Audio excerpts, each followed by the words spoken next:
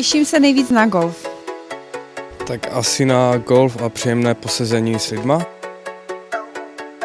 Na koně. A užiju si den, ne? S rodinou.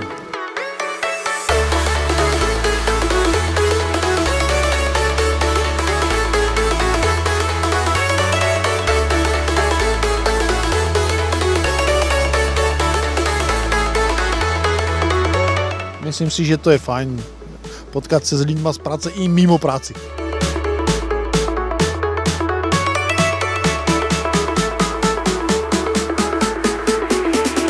Jsme velice spokojeni za takový příjemný zážitek, zpestření pracovního týdne.